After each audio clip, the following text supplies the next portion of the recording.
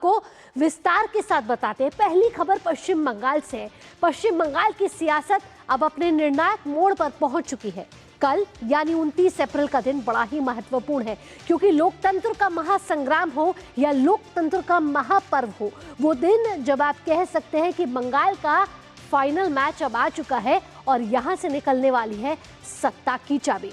क्योंकि ये सिर्फ चुनाव नहीं है, ये प्रतिष्ठा की लड़ाई है, ये सत्ता और साख की सीधी टक्कर मानी जा रही है और इसका फैसला जनता जनार्दन करने वाली है। और फैसला आने का 4 मई को, जब ये दोनों चरण की मतगणना 4 मई को होगी और बंगाल की सत्ता किसको मिलती है तब पता चलेगा। लेकिन आपको बता दें कि दूसरे और आखिरी चरण में 142 विधानसभा सीटों पर कल वोट डाले जाने हैं और इससे पहले जो पहला चरण हुआ था 23 अप्रैल को, जिसमें बम्पर वोटिंग हुई थी और कहा जा रहा है कि भय के बाद भरोसा सामने दिखा था, उस पर 152 सीटों पर मतदान हो चुका है। अब पूरा फोकस इस आखिरी मैच पर है। कहा जा रहा है ये फाइनल मैच है पश्चिम बंगाल का, जहां हर वोट मायने रखता है, क्योंकि इस फाइनल मुकाबले में सबसे बड़ा चेहरा है ममता बनर्जी, जो भवानीपुर सीट से मैदान में है और उनके सामने टक्कर देने के लिए बीजेपी के दिग्गज नेता है शुवेंदु अधिकारी। ये मुकाबला दो नेताओं का नहीं है, ये दो विचारधाराओं का टकराव है। एक तरफ सत्ता बचाने की चुनौती है तो दूसरी तरफ सत्ता बदलने का दावा। अब वक्त है जनता के फैसले का। कल जब वोटिंग होगी तो हर बटन के साथ तय होगी बंगाल की दिशा और दशा। चलिए ग्राफिक्स का रुख करेंगे और आपको इस बंगाल के फाइनल राउंड के बारे में एक एक करके बताते हैं कि क्या है इसमें खास और कौन सी वो जो हॉट सीटें हैं जिन पर इस बार सभी की नज़र टिकी हुई है। सेकेंड फेज की पिच इस समय तैयार नजर आ रही है बंगाल के लिए। कहा जा रहा है कि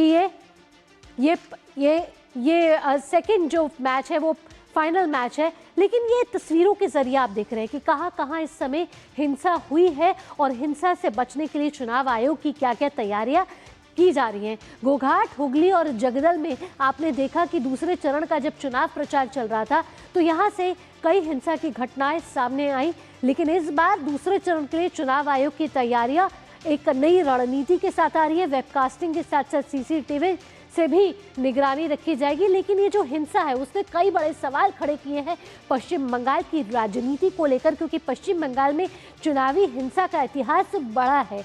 ऐसे में हम देखते हैं कि पश्चिम बंगाल में जब जब चुनाव हुए हैं ऐसी हिंसा की घटनाएं सामने आई हैं, लेकिन इस बार अगर देखें, अगर दोनों चरणों को मिला के, तो हिंसा की जो घटनाएं हैं उसमें ज़रूर कमी आई है, क्योंकि चुनाव आयोग की तैयारियां इस समय सुचारू रूप से दिख रही है। लेकिन अब देखिए ये तस्वीरें हैं बंगाल के चुनावी रण की, जहां दूसरी और अंतिम चरण के लिए कल जो है वो आखिरी रण खेला जाएगा, जिसको बैटल ऑफ बंगाल कहा जा रहा है। चप्पे चप्पे पर इस समय जवान तैनात किए गए हैं, साथ ही साथ मतदान कर्मी जो है वो रवाना हो गए हैं, उनको अपनी ड्यूटी निभानी है। कल का दिन बेहद ही अहम है, शांतिपूर्ण और निष्पक्ष तरीके से मतदान हो, यही चुनाव आयोग का उद्देश्य है। उपद्रवियों को वार्निंग दी जा रही है।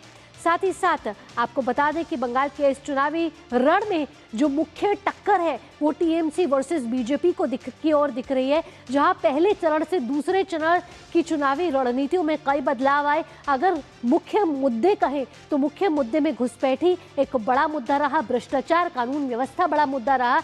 लेकिन अगर बात करें चुनाव आयोग के मेगा एक्शन की, तो चुनाव आयोग इस समय पूरी तरीके से सतर्क है।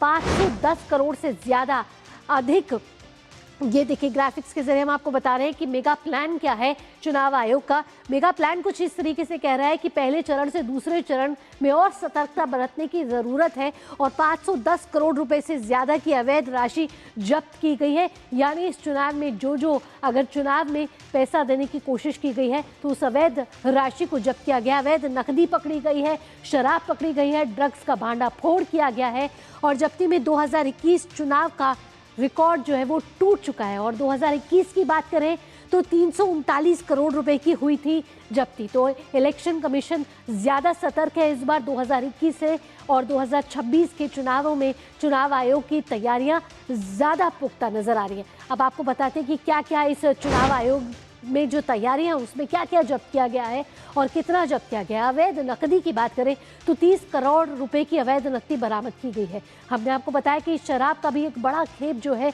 वो बरामद किया गया है। 48.46 लाख लीटर की शराब भी जब्त की गई है। शराब का मूल्य आपको बताएं 126.85 करोड़ की शराब जो है इस बार जब्त की गई है। नशीले पदार्थ भी जब्त किए गए हैं, उसमें 110.12 करोड़ कीमत की ये जो धातुएं हैं वो पकड़ी गई है। साथ ही कुछ अन्य सामान है उसकी भी जब्ती इस बार की गई है। तो 2021 की बात करें और 2026 की बात करें तो कई रणनीतियों में बदलाव और चुनाव को निष्पक्ष कराने की पूरी कोशिश यहाँ की जा रही है।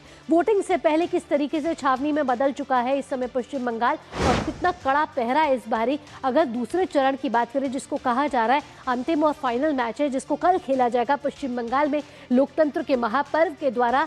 और साथ ही आपको बता दें कि चुनाव से पहले कड़ी सुरक्षा पर फोकस किया जा रहा है और ये जो कड़ी सुरक्षा है यानी कि एक सुरक्षा कवच यहाँ पश्चिम बंगाल में इस समय बन गया है। जहाँ जहाँ कल मतदान होना है 26 IPS WPPS अधिकारियों की खास तैनाती इस बार की गई है। कई जो संवेदनशील जिले हैं या कमिश्नरेट है उसमें स्पेशल अधिकारी इस बार भेजे गए हैं ताकि वो अधिकारी निगरानी रख सके, सुपरविजन कर सके। संवेदनशील इलाकों में इस बार निगरानी ज़्यादा बढ़ाई गई है। वेबकास्टिंग की तो के ज़रिए तो किया ही जा रहा है पूरे इलेक्शन को मॉनिटर। इसके साथ जो वे है उस पर भी CCTV लगाए जा रहे हैं जिससे लगातार मॉनिटरिंग हो रही है। अलर्ट पर इस समय संवेदनशील इलाके कौन कौन से क्षेत्र कौन से, बैरकपुर है, हावड़ा है, बारासात है, ऐसे कई इलाके हैं जो इस बार संवेदनशील माने जा रहे हैं और चुनाव खत्म होने तक ये तैनाती लगातार जारी रहेगी। आइए अब आपको बताते हैं कि सेकंड फेज के लिए किस तरीके से पिच जो है वो तैयार नजर आ रही है और यहाँ पर क्या क्या प्रतिक्रिया आई है और कैसे चाक चौबंद सुरक्षा है, क्या कहना है प्रतिनिधियों का, आइए आपको सुनवाते हैं। जहाँ भी हिंसा की घटना आएगी हम लोग अप्रोप्रिएट एक्शन लेंगे, बट हम लोग जो है दिन पर दिन सिचुएशन टाइट होती रहेगी क्योंकि ECI के प्रोटोकॉल एक नॉर्मल प्रोटोकॉल होता है जब MCC लागू होता है, फिर आपका जो विड्रॉल होता है उसके बाद एक और प्रोटोकॉल होता है। लास्ट जो प्रोटोकॉल होते हैं वो दो होते हैं 72 आवर्स और उससे ज़्यादा सख्त होता है 48 आवर्स। हम लोग अभी 72 और 48 आवर्स के बीच में हैं।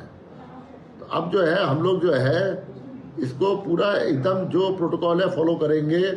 हमारी बातचीत हो गई है पुलिस से, बातचीत हो गई CAPF से, बातचीत हो गई है सब और लॉ इन्फोर्समेंट एजेंसी से।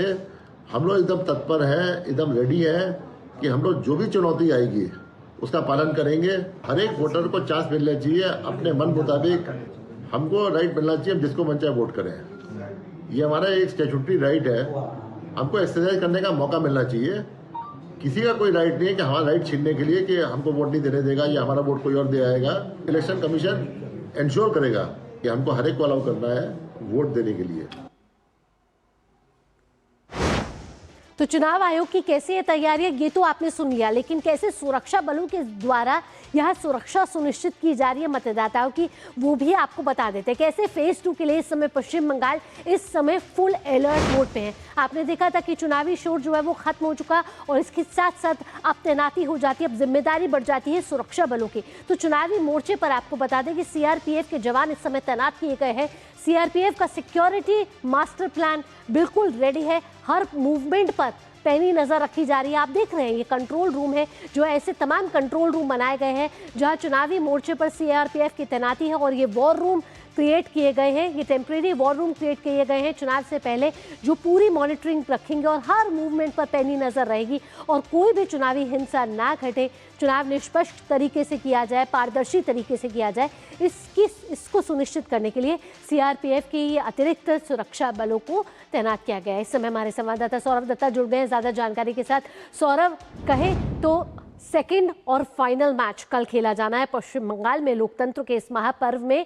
हमने जब देखा कि पहले चरण में रिकॉर्ड बम्पर वोटिंग हुई, 90% से ज्यादा वोटिंग हुई, कल का मैच जो खेला जाना है वो भी बड़ा महत्वपूर्ण रखता है। क्या कुछ तैयारियां हैं, क्या कुछ रणनीति में बदलाव है? भावना, देखिए अभी तो जो DCRC सेंटर्स हैं वहां से deciding officers, polling officers EVM को लेकर अपने अपने और चल पड़े। और साथ ही साथ चुनाव आयोग, अगर आप कहें तो चुनाव आयोग को कहने की बात नहीं है। कल की जो इंसिडेंट हुआ दिन भर, पासपाड़ा में जो इंसिडेंट हुआ, जी। फिर गोघाट में जो इंसिडेंट हुआ, आरामबाग में जो इंसिडेंट हुआ, उससे पहले चरण में कुमारगंज में जो इंसिडेंट हुआ था, उन सारी इंसिडेंट की जिक्र करके चुनाव आयोग की तरफ से, सीओ की तरफ से स्टेट पुलिस को कहा गया है कि आप पूरी तरह से इंश्योर कीजिए जो ट्रबल मेकर्स हैं, वो सारे ट्रबल मेकर्स अपने अपने इलाके में जो लिस्ट तैनात किए गए थे उसके मुताबिक उनके खिलाफ कार्रवाई किया जाए। खास तौर से वो जगह पर जहां पे हिंसा की घटना हुई है, दूसरी चरण की कॉन्सिक्वेंसेस की जो असेंबली की इलेक्शन है वो जगह, और जहां पर पिछले चुनाव में ऐसी इंस्टेंस है जहां पे ऐसी घटना घटी है।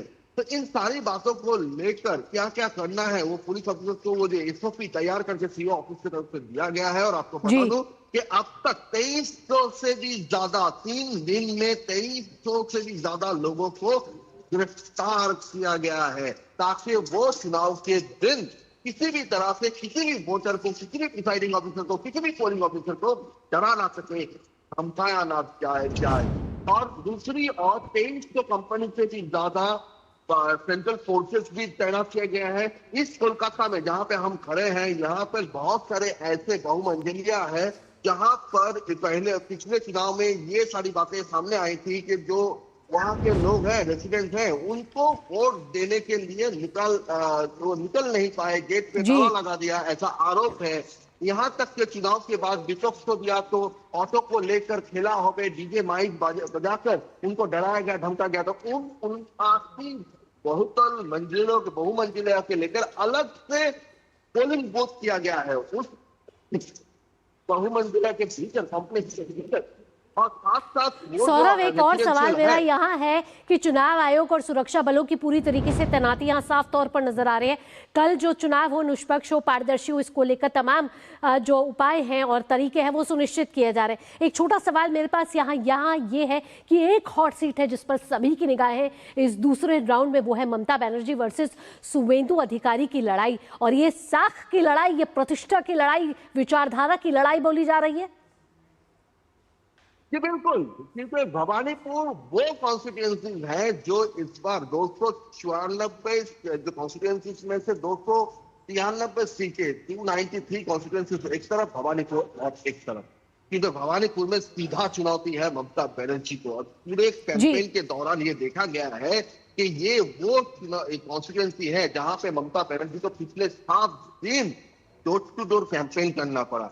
ऐसा पहले कभी नहीं हुआ, इस बार पहली तो देखना होगा कि ममता बनर्जी बार वर्सेस शुवेंदु अधिकारी की ये जो लड़ाई है कितना रोमांचक मोड़ लेगी जब 4 मई को मतगणना होगी। लेकिन कल का जो चुनाव है बेहद ही अहम माना जा रहा है पश्चिम बंगाल के राजनीति के लिए। फिलहाल सौरभ, तमाम जानकारियों के साथ आपका बहुत बहुत धन्यवाद।